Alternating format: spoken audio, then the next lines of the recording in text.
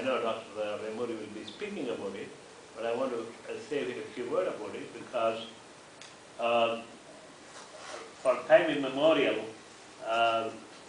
people have tried many ways how to resuscitate the person when he stops breathing, or because we don't know whether the heart has stopped or not.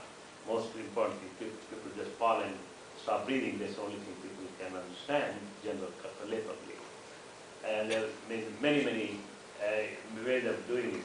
People have turned around, pushed on the back, and put it on a barrel and moved the patient up and down, put upside down patients, so on and so forth. So they've gone through historically many ways of doing it. Eventually now,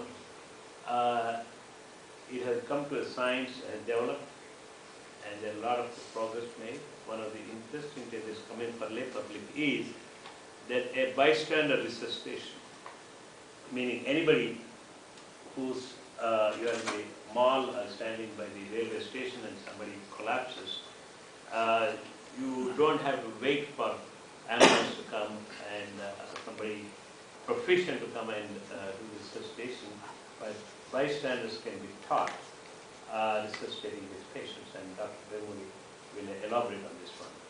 And Dr. Vemuri is going to be starting a very big program in India at Andhra Pradesh, medical colleges, and we will be going with him and he will speak about that one. Thank you, Dr. Vidyasagar.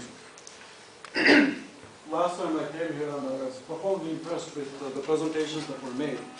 And unfortunately, due to time constraints, I was not able to speak. Actually, there are two projects I'm going to talk about. I know that the India Development Coalition of America is primarily concerned about Indian projects.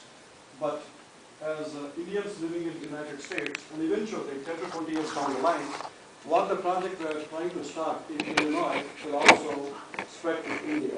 So we are also directly involved. The first project is the project which has been near to me for the past many years. That is the introduction of the medical curriculum to all the medical colleges in India.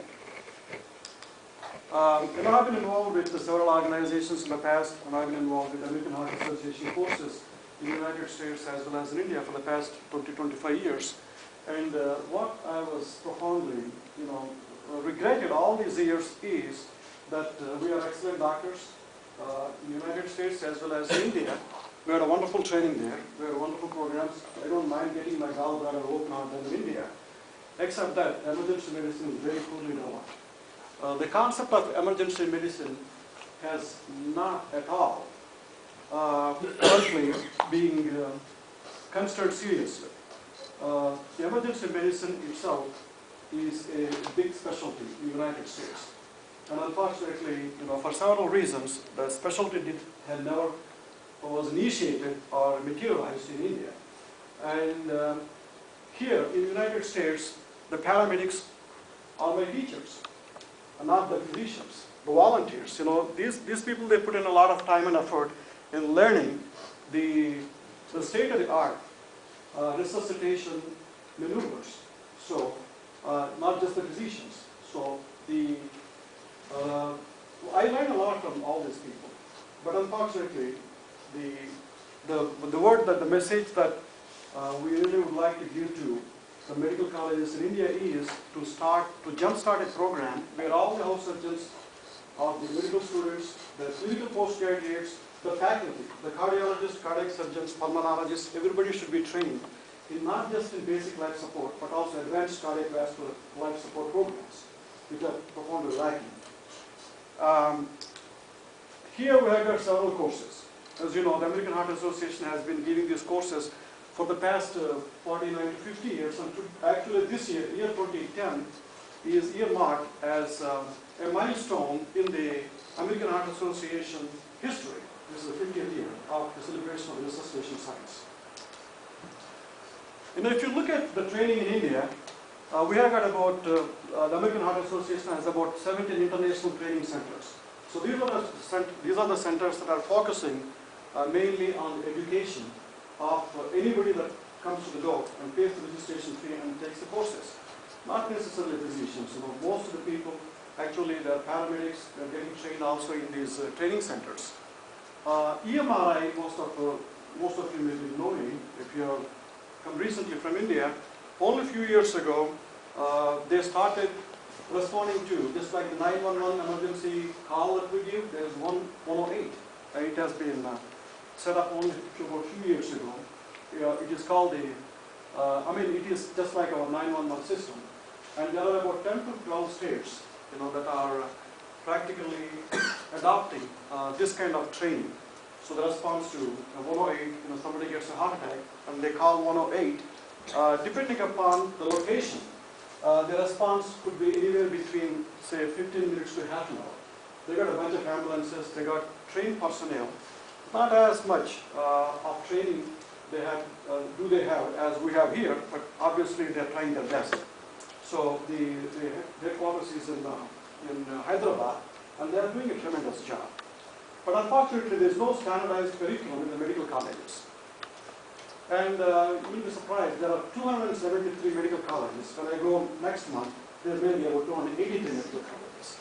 And there are almost like 32,000 students come out of these medical colleges or get admitted.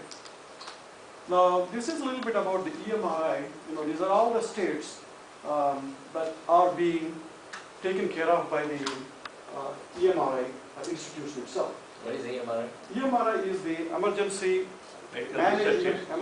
Management Research and Institute. We are hoping that all the states in India will finally will embrace this concept. And our country itself, we've got 1.3 billion people, and we've got people with heart attacks almost in millions every year. So I think this is the first time we're actually trying to do something.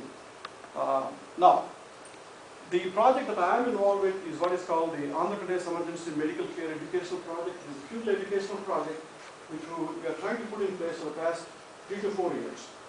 Why we chose Andhra Pradesh? I got calls from several states in India. But I want to put a pilot project in the state of Andhra Pradesh. Basically, because I got some good response initially from the government. Now I'm also on the faculty of the Medical University in Andhra Pradesh. There are about 34 medical colleges in Andhra Pradesh, and they try to support the program. And it is a huge program. So we were hoping that we'll get the funding and we'll get the resources put in place.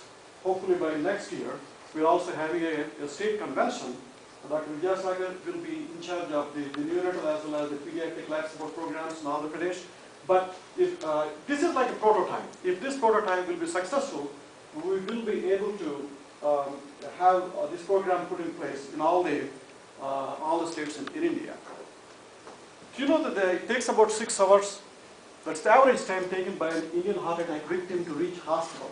But yes, this is 6 hours could be 60 hours if you are in a remote corner. So it's just a ballpark number. And most of the times the heart attacks are not diagnosed at all. My grandmother died in sleep. They say, oh, my wife died in sleep. So there is a lack. There is a profound lack of the understanding of the gravity of diagnosis as well as doing something immediately to a victim of heart attack. And that's the whole thing about. So, this is just a little preamble.